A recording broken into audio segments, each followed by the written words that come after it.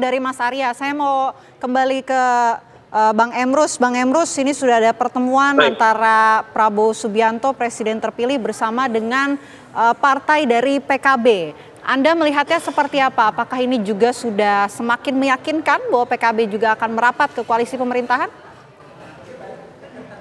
Baik, saya sebagai komunikolog, bukan sebagai dewan pakar gitu ya.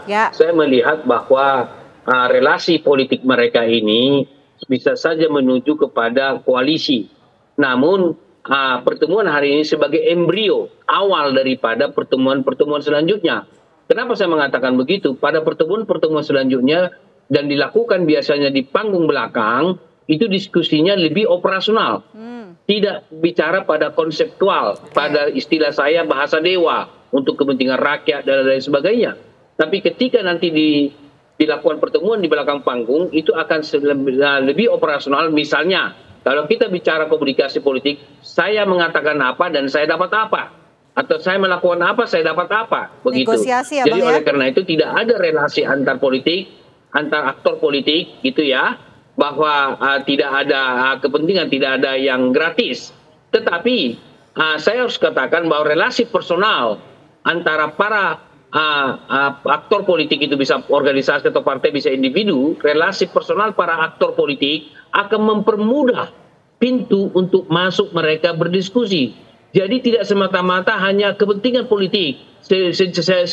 Sedekat apapun personalnya, kalau kepentingan politik menjadi tujuan, maka akan lebih mudah. Tidak juga. Saya melihat bahwa relasi prosesual, saling berrelasi antara kepentingan atau relasi personal dengan kepentingan politik.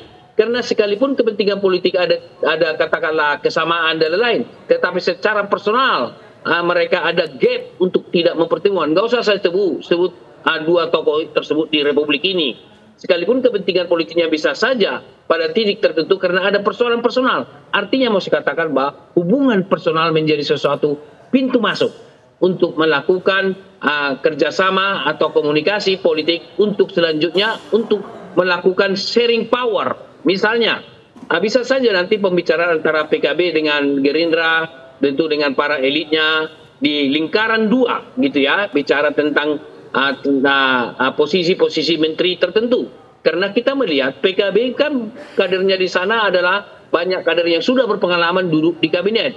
Tidak ada salahnya kemungkinan seperti Pak Fernandes katakan bahwa ada sekitar 75%, dan saya melihat bisa melampaui itu karena memang sudah dibuka kanal komunikasi sebagaimana yang kita lihat pertemuan antara Caimin dengan Prabowo, sekalipun mereka sempat sebagian dari koalisi berpisah kemudian baru bertarung kemudian dan sekarang bertemu lagi.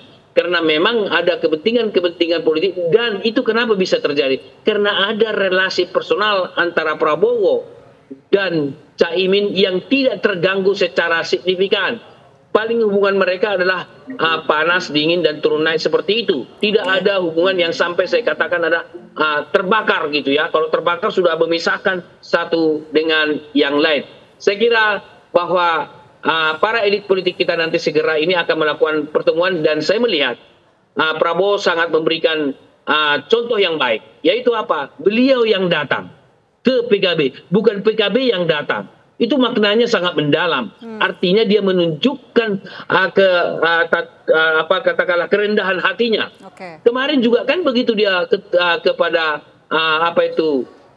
Partai Solidaritas PSI, dia yang datang. Jadi tidak tertutup kemungkinan nanti juga para elit-elit politik yang tidak bagian dari koalisi daripada Prabowo Gibran ketika Pilpres nanti, mereka atau Prabowo akan menemui juga tokoh-tokoh lain sebagai ketua umum PD Perjuangan dalam suatu diskusi dan dialog untuk kepentingan politik dan juga kepentingan untuk rakyat. Nah, kemudian apakah itu katakanlah dikatakan salah satu teman kita tadi, bahwa kalau mau berani untuk kepentingan rakyat, berani nggak untuk katakanlah memberantas korupsi seperti itu?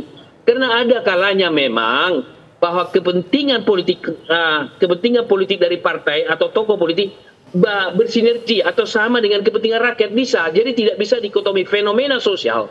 Tidak ada bisa dikotomi seperti itu. Kalau mau berani untuk kepentingan rakyat, kenapa tidak korupsi misalnya? Nggak bisa juga. karena ada juga kepentingan rakyat diakomodasi oleh kepentingan elit politik atau partai politik. Kepentingan politik juga bisa juga berelasi dengan kepentingan daripada rakyat. Jadi di fenomena sosial, jangan dilihat seperti fenomena eksakta, displit sedemikian rupa, itu relasional kalau kita mendalami tentang filsafat ilmu sosial. Jadi tidak ada ilmu sosial ada di ruang hampa, demikian. Oke, baik. Jadi Bang Emrus bisa disimpulkan mengatakan bahwa sama seperti Mas Arya ya, kemungkinan besar bahwa PKB akan merapat ke koalisi pemerintahan Prabowo Gibran. Baik, nanti kami akan dalami lebih lanjut mengenai dialog ini pemirsa, tapi Breaking News TV One harus jeda terlebih dahulu. Kami kembali sesaat lagi untuk Anda.